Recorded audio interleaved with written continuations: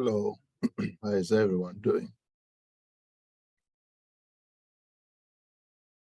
Can you hear?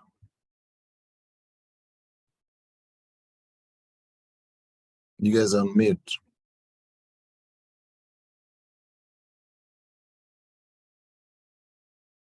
Hello. Can you hear me?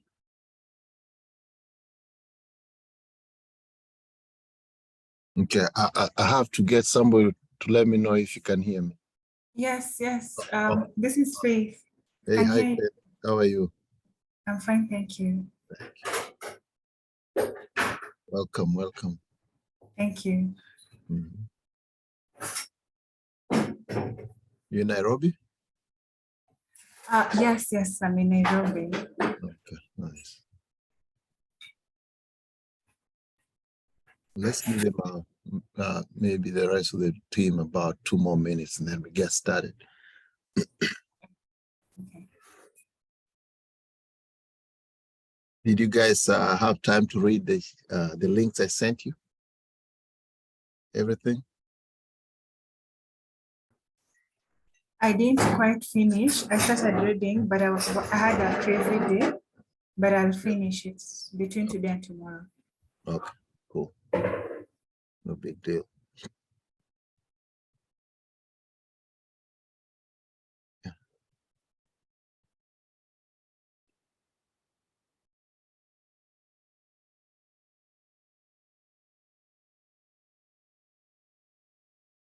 All right, some people, they say they're gonna join, so we are going to go ahead and get started.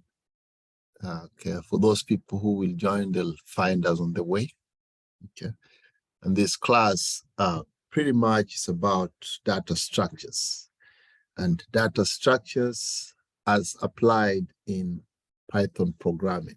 Okay, so when we talk of data structures, somebody would want to know the definition. So that begs the question, what is data structure? And somebody will probably find, why is it important to actually do data structure? So a simple, I'm actually recording this, so you can take notes if you want, but if you don't have, if you cannot, you don't have to. I'll share the recording. Okay. So data structures are the fundamental constructs. So when you think of a construct or a construct, it could be referring to like a building block. So you have a big house, and that big house came about by just using small little bricks. So those are the constructs. So data structures are the fundamental constructs around which you build your programs. Each data structure provides a particular way of organizing data so it can be accessed efficiently. Efficiently here means a lot. Okay, when you do something, you want to do it, yes, but how efficient is it? Is it really worth the time? So in programming, we concentrate very much on what we call the efficiency of a program. How long does it take to actually execute that piece of code? It could be 10 different programmers, and everybody has their own different style, because there are so many ways to skin this cat. But the most efficient one is going to be the best one. So the less of the time it takes to execute the program, the better it is and how efficient that program is going to be. That's what we call the efficiency. So it also depends on your use case. Use case will pretty much refer to a situation whereby you have a project. The project has been laid out there, and they give you some of the scenarios of what that project should entail. So the use case could be, okay, you want to design an e-commerce program. An e-commerce program, which probably is going to be like let's take, for example, marketplace, where everybody come in and everybody will be busy viewing different items in that marketplace. And that scenario will definitely have to be efficient because so many people are going to be online. So many people are going to be clicking around, some adding to their shopping cart, and some also checking out, and the credit card information is being sent and back and forth to the bank.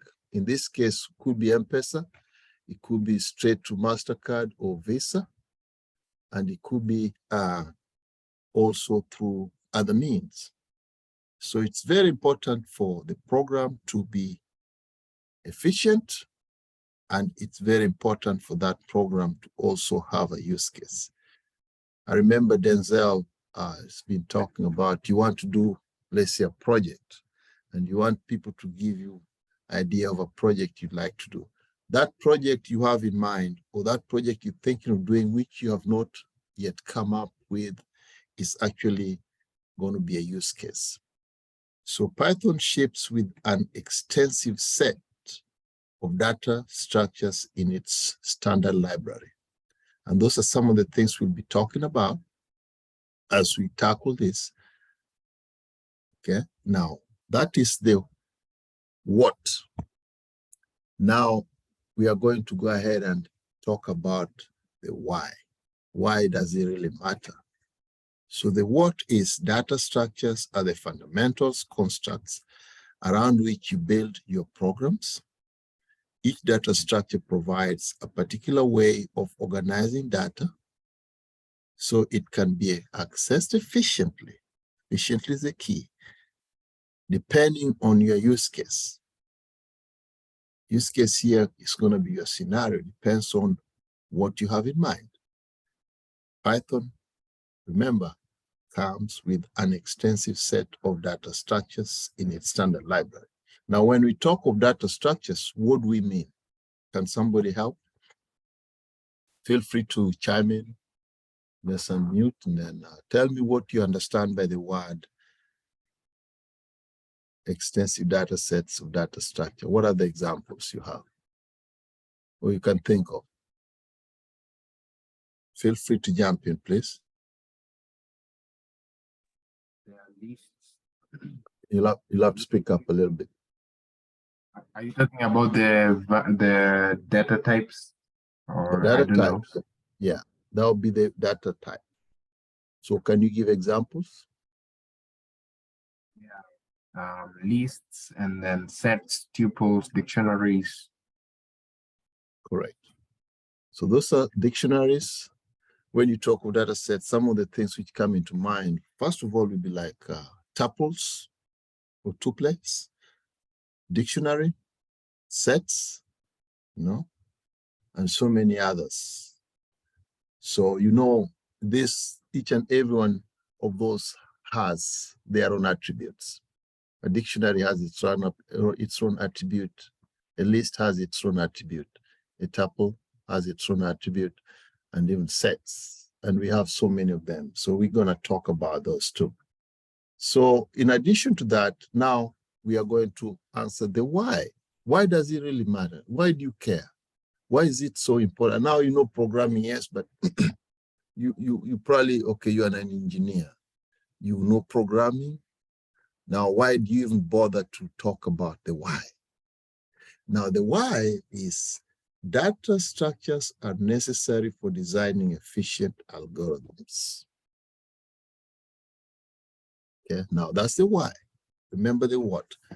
Now, the why, designing efficient algorithm. Efficient is underlined. And now what is algorithm? Algorithm is any program. Okay, and I gave you some detail on that. We're going to talk about it here today. Now, the why is data structure is necessary for designing efficient algorithms. It provides reusable and abstraction. Using appropriate data structures can help programmers like you save a good amount of time while performing operations such as storage. Okay, you can have a program. Say this program is so big, you wanna be able to do it such that it can be saved in the cloud. And now that begs the question, how efficient is the cloud? The cloud is good, but how long will it take for us to retrieve and use that particular code? So in the case of an e-commerce, which could be very huge in this case, you want to store it in a large space, that's the storage, and you want to be able to retrieve it in an efficient and quick manner such that you can use it. Okay, that's the retrieval. And also you want to be able, before you retrieve it or you save it there, you want to be able to process it.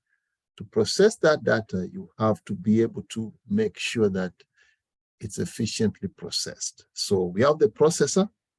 When you talk of like Intel or those high processor speed, you talk of the processing power.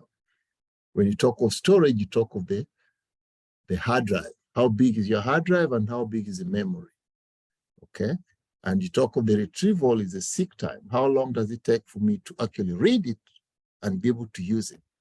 So the efficiency here in your program or in your algorithm is going to make it stand out the test of time. So the manipulation of large amounts of data is easier if you consider the efficiency of that data. So to sum it up, why data structure? Data structures are necessary for designing efficient algorithms. It provides reusability and abstraction. Using appropriate data structure can help programmers save a good amount of time while performing operations such as storage, retrieval, or processing of data. And this, of course, involves manipulation of large amounts of data. Now you see, right at this moment, almost everybody may be from age 10 probably, in a good environment will most likely have a cell phone. And most of the cell phone nowadays will most likely be smartphone. That smartphone will most likely have to access the internet. And remember, anytime you turn your cell phone, it will seek the most closest network. So if you're on a Safaricom line or you're on another line altogether, every time it's going to be looking for a way to access that. And each time you access the internet, for those people who know, you are given a unique IP address. IP address is your unique number of how you're going to be able to browse online. The moment you do that, you go into the social media. Social media could be WhatsApp, could be Twitter, could be Facebook, Instagram, and all those which we all use, including checking your email. Every time you do that back and forth, you save, you basically store. When you do the storage, it could be on your phone or in the cloud. And then you retrieve some of the information. You retrieve it. It has to be very efficient when it comes to retrieval. The efficiency comes in the same sense of, I would like to be able to get it faster so that I can do what I need to do and at a cheaper cost. So that's the efficiency. And then you do what you need to do with it and then you save it back. That processing power of saving it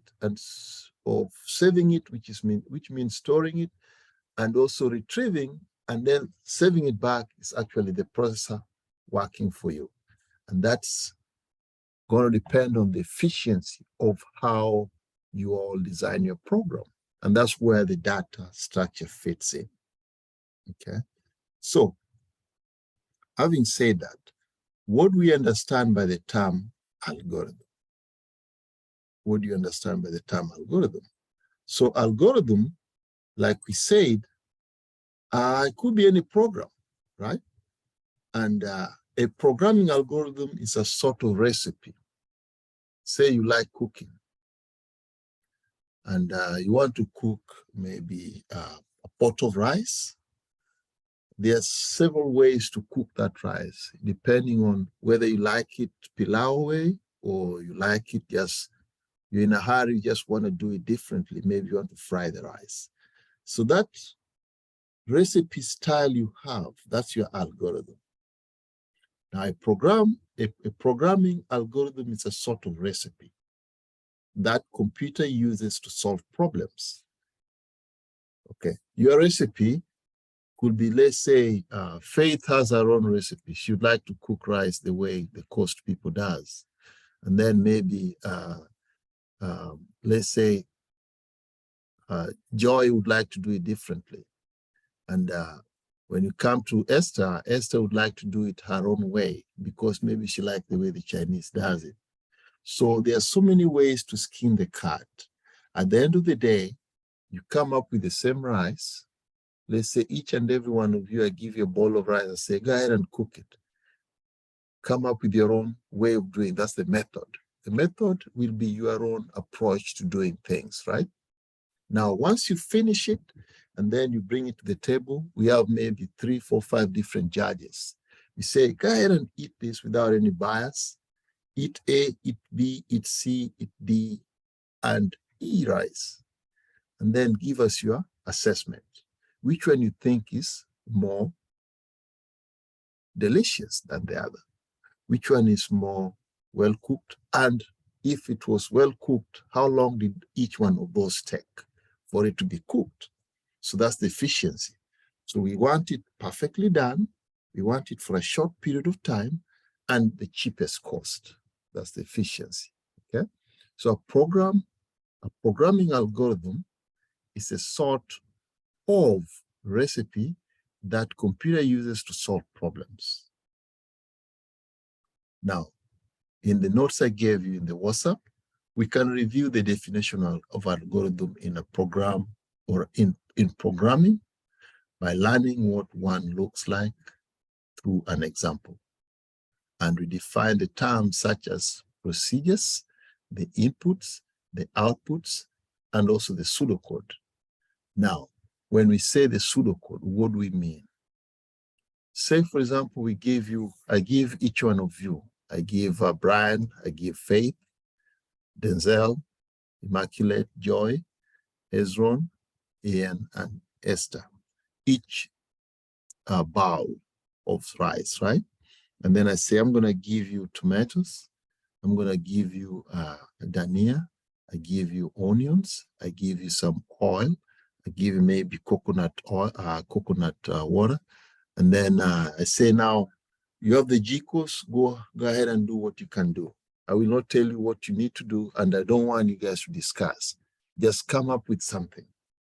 Some people will probably start boiling the water, wait, and then put the oil, and then wait a little bit, and then pour the rice. Somebody will probably do the same, but before pouring the rice, they'll probably go and make sure that they go through the rice, make sure there are no foreign objects like sand or pebbles in there, right? Somebody will probably do like, you just put the rice, pour water, and boil it.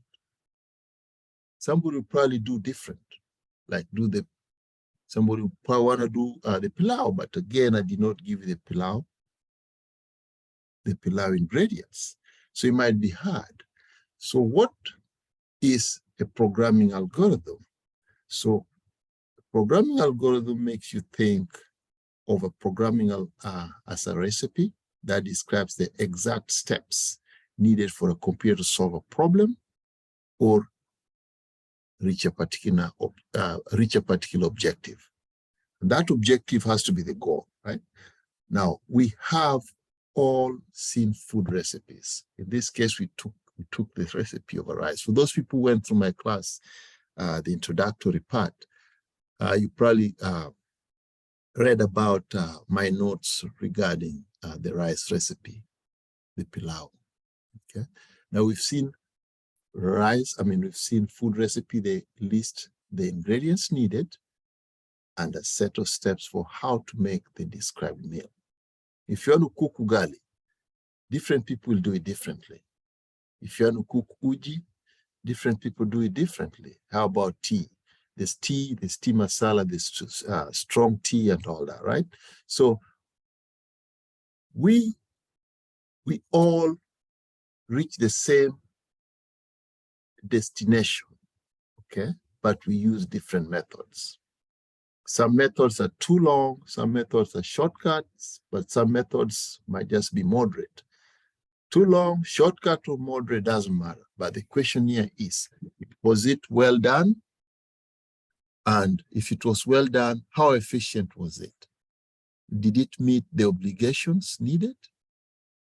So that's the question here. So when you talk of data structure, first and foremost, what should come to mind, other than talking about the types of data types we have, talk of the efficiency. And then the efficiency and the algorithm to be used. So efficiency of the algorithm means that data type is going to meet the cost. And that cost has to be cost effective. Don't avoid being cheap. Cheap is expensive, but try to make it efficient and to the point. So we've all seen food recipes. They list the ingredients needed and a set of steps for how to make the described meal. Well, an algorithm is just like that. In computer lingo, the word for a recipe is a procedure. Okay? The steps involved in doing something, that's the procedure. And the ingredients are called the inputs. Those are now the parts and bits of what you use to create that particular meal. Okay? Your computer looks at your procedure, follows it to the letter, and you get to see the results, which are called the outputs. The output could be in the form of a report. You want to print a report. In an e-commerce situation, hey, the guy did a good program, but he does not have a way of actually giving us an output. The guy, I was able to check out. I went online, I got these headsets, I clicked through, I bought it, I used my M-Pesa or whichever way I did it. At the end of it, I did not even receive an email. So I don't know if the order went through. So you are worried, but they charge your card anyway. They charge your M-Pesa account. So that's not a good program. You'll definitely agree with me. But if you go in, you looked around, you picked what you wanted, you clicked, and then you checked out, they ask you for your phone number, your name, your address, and stuff like that. Your email address, of course, and then by the time you click send, you charge your card, you receive an email telling you it's been purchased, and then maybe a few minutes or a few days later, then they tell you it's now shipping out. And then you can also look in your email, it tells you that it shows you the receipt of the invoice. Then you know this is a good program.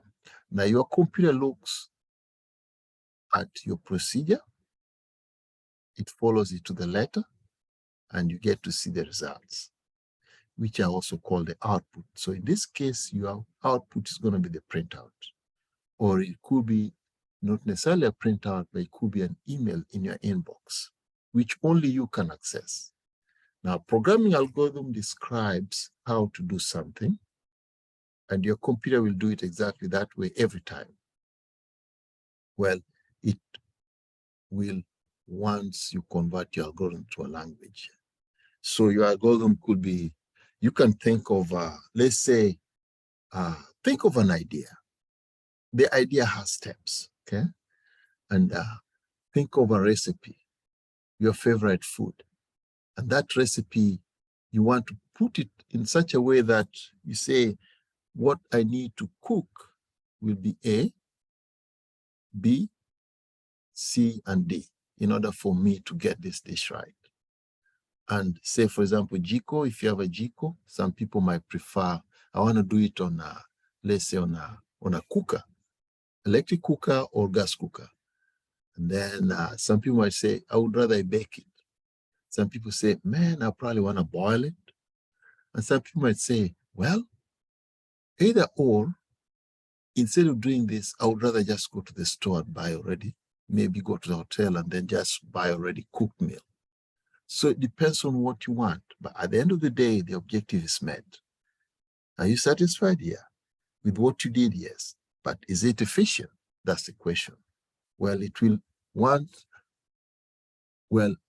be once you convert your algorithm to a language, it will understand the concept. Now, what language? In our case, it's the language of Python. Okay. So say, for example, you say input what? You have to describe. So you have to, for example, self-document your item. Say input, let's say pour half glass full of water, then put maybe salt, maybe half a teaspoon salt, and then maybe some people say, hey, go ahead and cut onions. Okay. Some people say, now go ahead and put the rice and a little bit of oil and cover the sufuria. That's one method.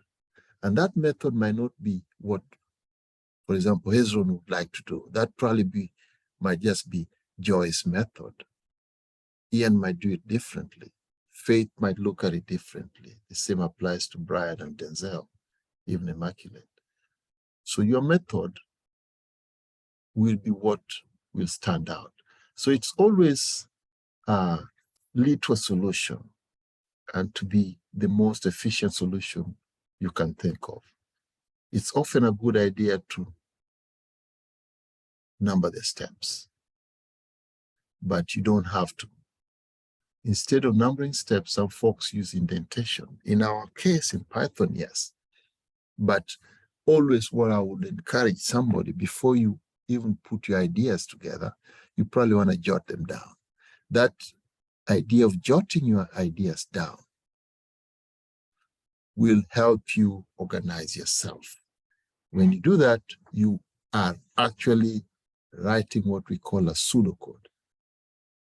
So instead of number steps, some folks use indentation and write in pseudocode. Pseudocode is just simple English. Just simple English. Go ahead and input, enter this, go ahead and do this, go ahead and go back and repeat number 2 up. Number 2, jump to number 5, go back, check, make sure it's number 3 is correct. If it's correct, yes, that's a decision. Go ahead and go to number 6. Otherwise, stop. Okay? That could be just simple English. You can write it in Swahili. You can do it in your own mother tongue or in English. But so long as you understand it and somebody else understands it, that's all it takes. So pseudocode is a semi-programming language used to describe the steps in an algorithm. But we won't use that here since simplicity is the main thing. You want to make it very simple. They call it very simple and stupid.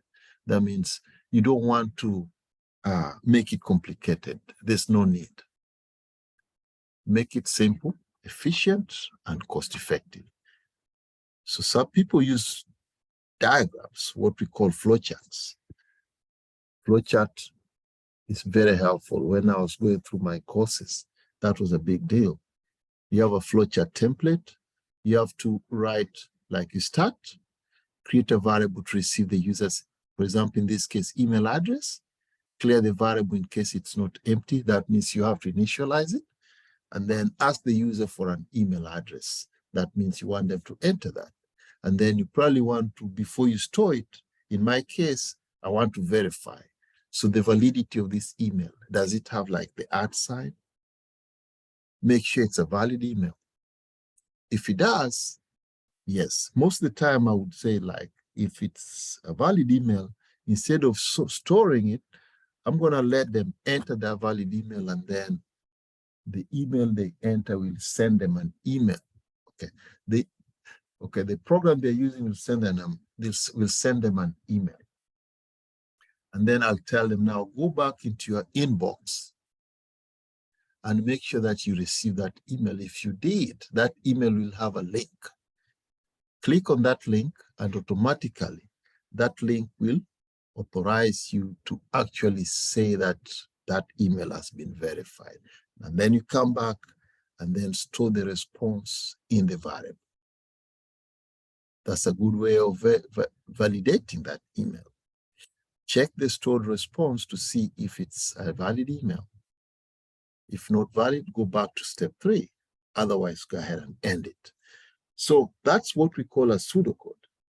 Now, that's a mouthful. Okay.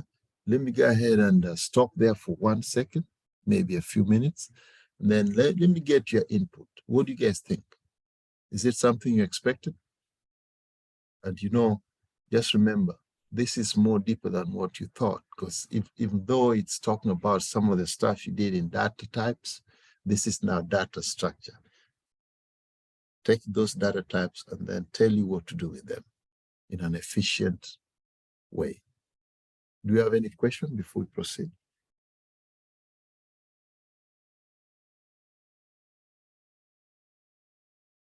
Feel free. I'm going to start sharing my screen now.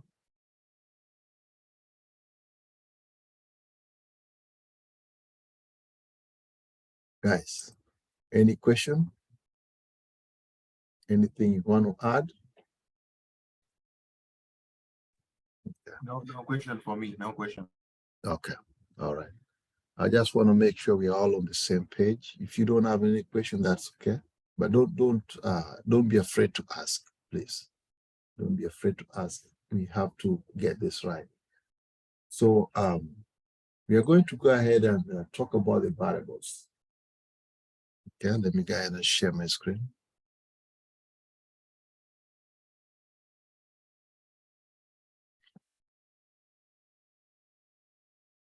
Can you all see my screen?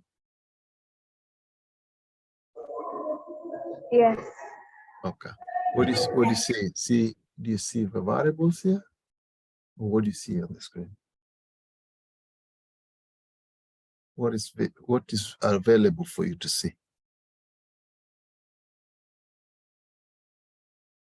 Can you see? What can you? Yeah, it's the variable names. Okay, so do you see what I highlighted? Yeah. Okay. Okay. Now, when we talk of variables, okay, you probably want to mute. There's a lot of background. Sorry. Okay. So when we talk of the variables, we use these variables in Python to store data. I would like you to, even though you know this, but I would like you to go back and think.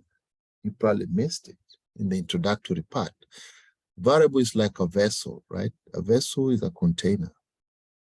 That's where you would be taking your stuff and put them in there to store them. Now in Python, when you do that, it does not restrict you. If you did any other language, there's some languages like C or C++, even Java, where they tell you the type of variable it has to be.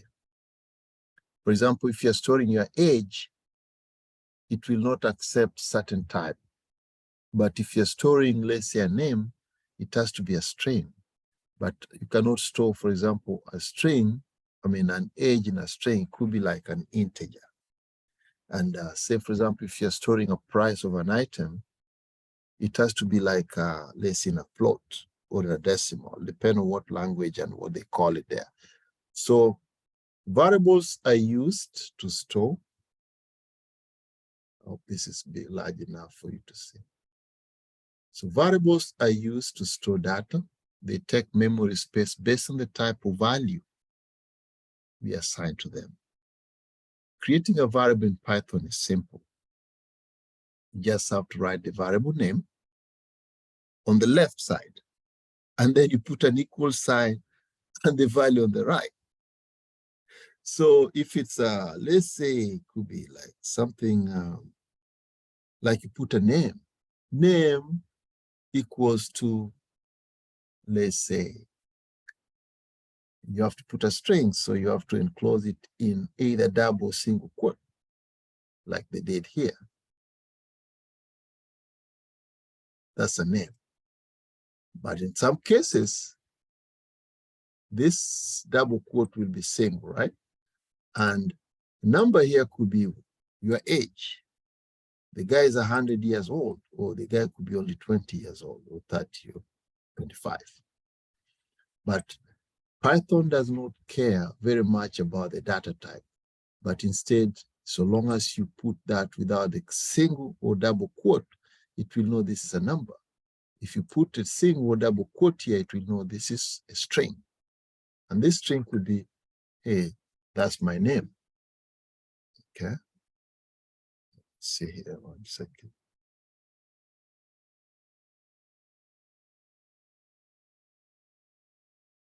So creating variable in Python, all you need is just the variable on the left, equal sign in the middle, the value on the right. You do not have to explicitly mention the type of the variable. Python is a weak typed language. Weak type, that means it's not strict on the data type. Okay. Now, variable name is known as the identifier. It identifies. There are few rules that you have to follow while naming the variables in Python. The name of the variable must always start with a letter. As you all know, this is easy. For example, a string, underscore string, name or underscore name are all valid names, but you cannot start with a number. So the name of the variable cannot start with a number, for example. Okay, you cannot do it like this, like a number, then a variable name. No, that's not valid. So the name of the variable cannot have special characters such as those. They can only have alphanumeric characters and underscore. Okay. Now, that's showing you the fundamentals. But why do I care? The reason why I bring you back here is to basically juggle your mind, because remember, it's been some time for some of you since we did some of these things. So it's very important that we go back to the basics so that you can start understanding that. Now, if we do this, that's going to be the number, and this could be maybe could even be your school name. Let's say Jomo Kenyatta Institute of Technology, or it could be something else. And then you print them out. Okay? And then now multiple assignment operators. We can assign multiple variables in a single statement like this. When you have X, the variable is a way of declaring a memory location, and then we name it X. Okay, once we do that, we say, take that X, but put the Y variable in that X. And then that makes that X now become the Y. And then we say, take that Y and then assign it a variable Z. That makes that Y now become the Z. And then we go ahead and print. Now, when we print, all this will be the same value. They will be all the same value. In this case, it's going to be 99. Another example could be here. You match those three. A corresponds to 5, B corresponds to C. I'm sorry, B corresponds to number 6, and C corresponds to 7. That's another example, multiple assignment. Okay. So plus is a constant, is a concatenation operation in the variables. So we can say, let X be 10 and Y be 20. So that variable X, we assign number 10. That variable Y, we assign number 20. And then we say, now I would like to go ahead and print the contents of X plus Y. That will definitely bring us to that addition of X plus Y, which is, in this case, going to be 30. We can also concat the strings. When you do the concat for the strings, we can say hello world or habari yako. Then we print it out, we space it out by this, and then it comes the option of getting the output here. However, if you try to use the plus operator, some languages, that's what they do with variable. Okay. Yeah, hold on one second. Okay, let me grab this call.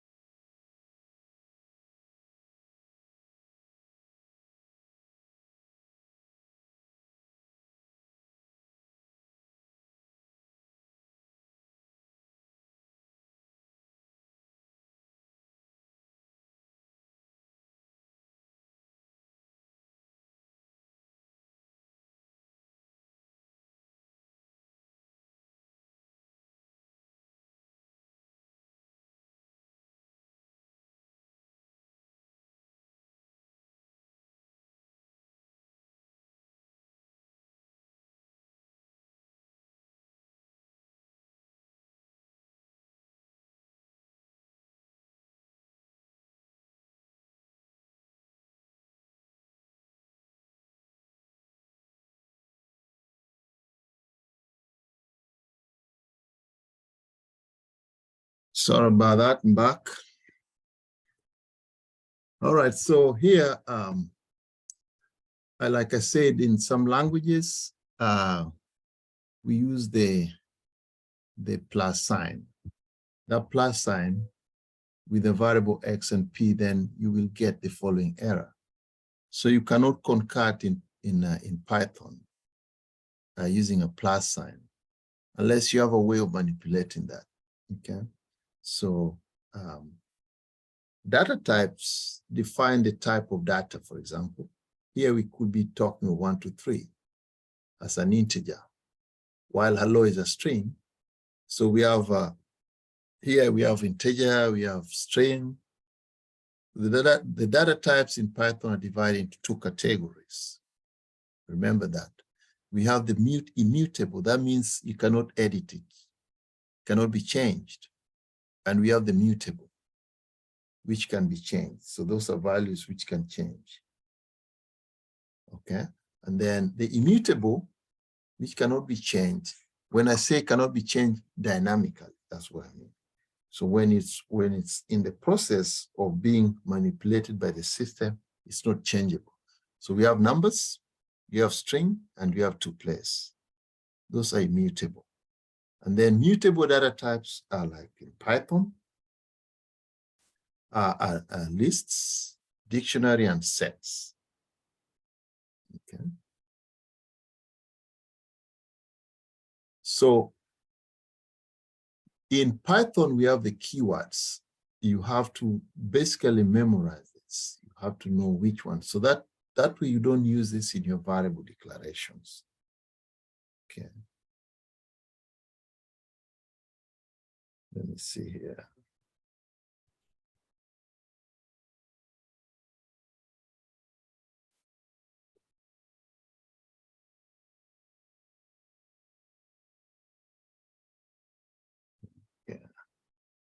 All right, having said that, now let's go back to our number 2. We're gonna type this real quick. Number 2.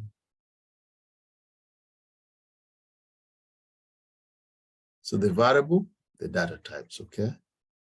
The data type structures. So when we get to work with tuples, and we also work with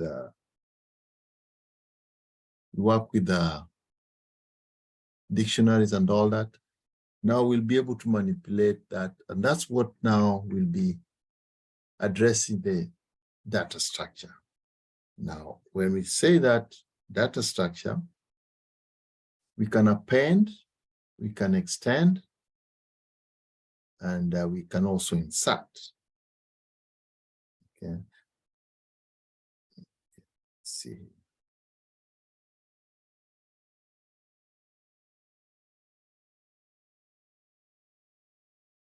All right, so this is just in passing, so you know, and I'm assuming that you guys had a time to read, or if you did not, then you should be able to go back and read this, because after this, we'll go really deep into data structures, how we can use it to efficiently manipulate our data, okay? So as you can see here, we can append is to add on to. We can extend the list of append by appending all the items from the iterable data structure. We can also insert, we can remove, we can pop. Pop is to remove item at the given position in the list. Could be at the back end or in the middle, depends. And also clear, which basically remove the item from the list. And then, have you guys heard of, say, for example, trees in data structures? Anybody has heard of that? Lists, you've heard of lists? Have you heard of queues?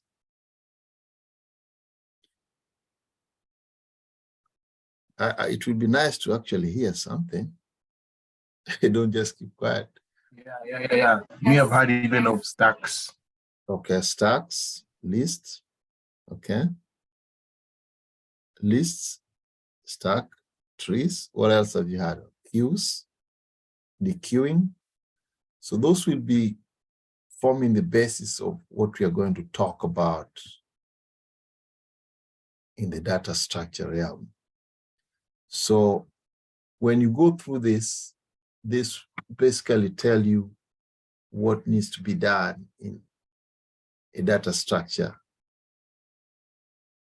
class. So I'll go ahead and you guys share with me your individual emails, and then I'll share with you some of the notes we have. So you'll be able to log into Google Drive, and then you'll be having actually what we call the Google Classroom. And then you'll be having all these notes in there, so that we can go and get this done with as quickly as we can. Okay. All right. Any question? We already passed the time. Do you have any question?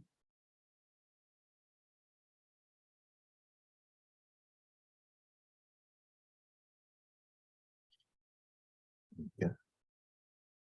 Does that mean you all understand everything? I think I have a question. Okay, go ahead, please. Yeah, like the way you were showing us about concatenating, like string, and also the way you are multiply assigning variables, you are assigning different values all at once, like A, B, C is 50, 60, 70, 80. Okay. Okay. Something like that. I have just thought about it. And these are things that we consider when we are trying to look for the efficiency concept of our projects and our programs. like, my question is, how do you know where exactly to minimize on the time wastage, or where exactly the niche is? Because I know you can just create a program. One can have multiple lines, like even 300 lines of codes, and another one can have 50, all doing the same thing. So how do you get to know where you need to get rid of some stuff or minimize on how you have utilized other stuff? Yes. Okay. So even though that, I mean, even though that comes with a territory, but that's a good question. So the more you do your programming, the more you'll really become efficient in understanding. For example, when you do something like this, can you still see my screen?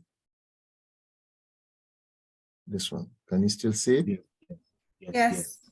Yeah, so you'll find that instead of going, say, A equals to 5, and then next line B equals to 6, and then next line C is equals to 7.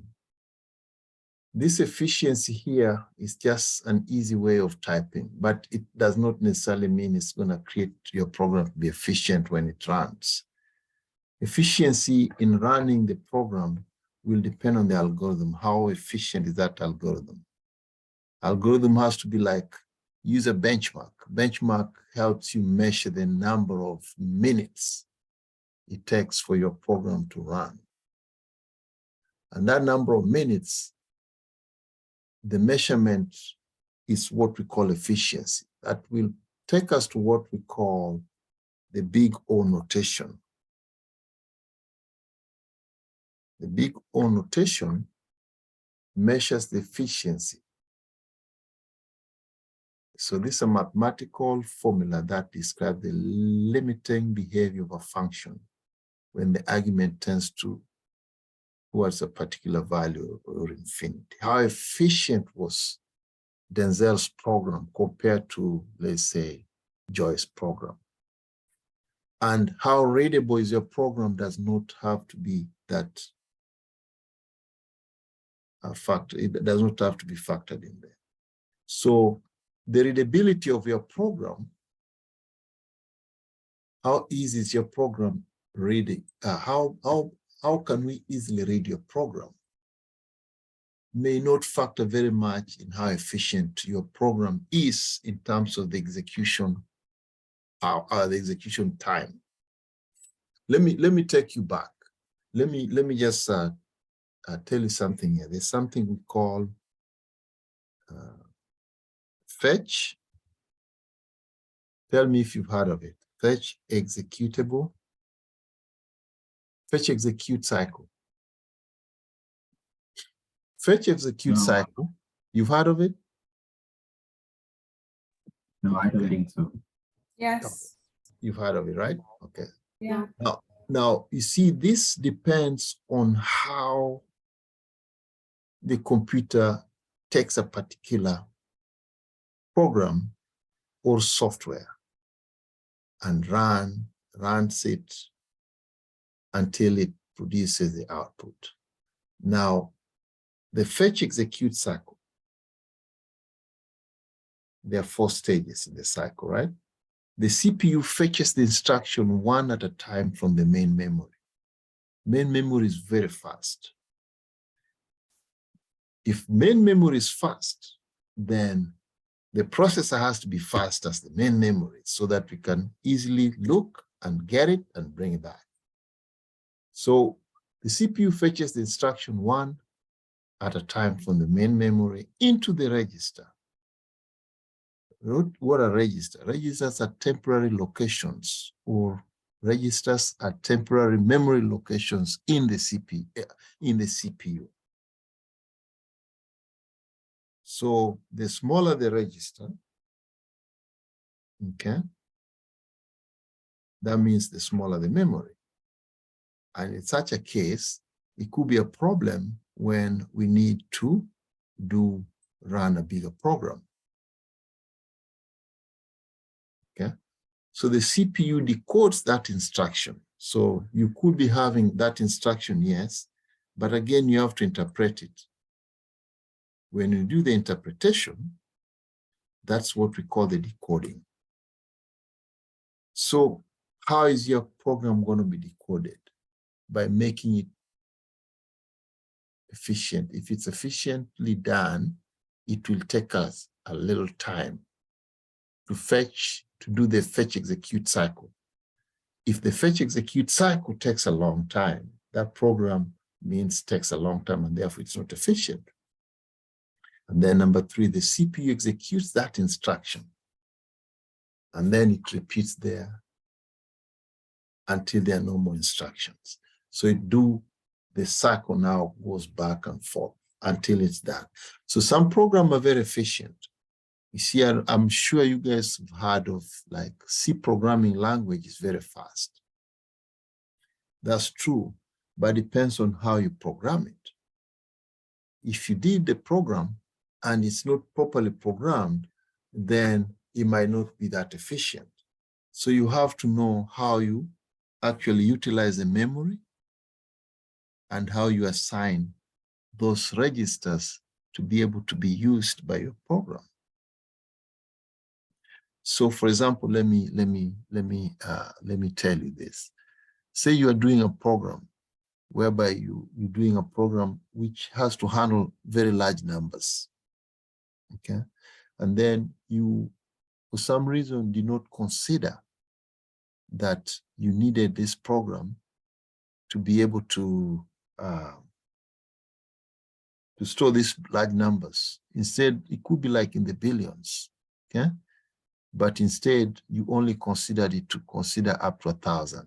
So during the runtime, 1 billion wants to be inserted into a very small register, which could only contain, for example, just maybe 100,000. So what will happen to the rest of the zeros? They'll be what we call a memory overflow. So that memory overflow is a leakage. And that means your program is gonna stall, or it will be inaccurate and inefficient. So during your program, during the time you're programming this problem, you have to put into consideration so many variables. Those are the factors. You have to consider what numbers am I going to be using, how large are they, and how big is the variable I need to assign those. Oh, I'll be dealing with like even trillion. Therefore, I need to put very large, long variables for that. But if you don't consider that, then one time you did your program in maybe 2020, and then 2025, all of a sudden this company has become so huge, they're handling large sets of numbers, then you'll have to come back because you never considered the future. That's the inefficiency. But the way this one here helps you, it basically makes your program very efficient for you and me to understand it. So you type less, but you achieve the same result. But this may not affect the efficiency of the running of that program. If it does, it might not be that significant. So if you see, we declare all those 3, but we only assign once. That's efficient. It could be even efficient in the running, but it might not be such of a big deal, but it's efficient to some degree. So efficiency could be in 2 ways. Your program is very efficient. I can just see and understand it. And then there's that efficient of your program is very efficient. It really takes a short time for it to run and give me the result compared to John's program, which took a little longer, gave me the same result, but I had to wait a few minutes. You got it? See the point? We together? Okay, Yes. you guys would love to start talking, man. Yes. Especially- All right. Okay. All right. So what other question do you have for me?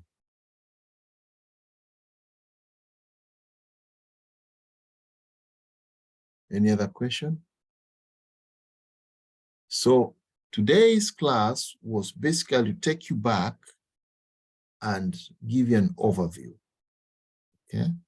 Now, after the overview, we are going to dive into data structures, and there'll be a little bit of programming. Don't be scared though. It's not going to be that bad, but you also have to ask questions and do your homework. So we have 3 more sessions of this type. And by the time we're done, this class will typically be like, I would say 1/3 way into data structures. So today's session is easy. I'm going to share more. Next session, I'll probably share. I try to create my notes by like reinventing the wheel. So I share a lot of what I think is simplified enough for you to read. And I ask you kindly, please get time and read those. So when you come to class, when we talk about it, you don't find it hard to understand. Okay. I'll share the recording. Please ask questions. We have the WhatsApp. Make use of that so that we can all be on the same page. Okay. Any other question? My last call.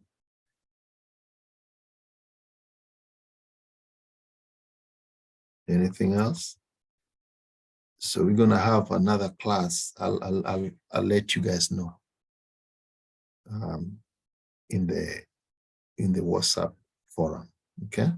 If you don't have any question, I'm gonna go ahead and stop at this point. Please go back and read this, and then we'll share some tests. So this class has to be hands-on. Okay. Yeah, I wanted to say thank you so much for this. I really appreciate even being here, and I'd like to say thank you for even taking time to share knowledge like this. I appreciate it. Thank you so much. You're welcome, Denzel. It's my pleasure. Information is only good if you share, right? That's where we are. Yes. Mr. Megot, me Yes. too. I really appreciate the way you take your time to do this for us, people you don't even know, you've never met. It takes a good heart to go out of your way and just share, at no cost. Thank you so much. Okay, at a cost because you're spending your time and your resources to help us get ahead in life. Thank you so, so much. I appreciate it. Thank you, Faith. I really appreciate that. Thank you also, Denzel. It's my pleasure. I'll do whatever it takes to make sure that I share the little I have. And that's what I do here. Thank you. All right. I'm going to go ahead and stop the recording. Feel free to reach out to me anytime with questions. This class, like I said, it's not that easy, but it's easy if you put your time. So let's do it. Okay. Thank you all, and you have a good day. Please. Yeah. Thank you. Bye. Thank you. Thank you. Good night. Thank you. Thank you. Bye. Thank you.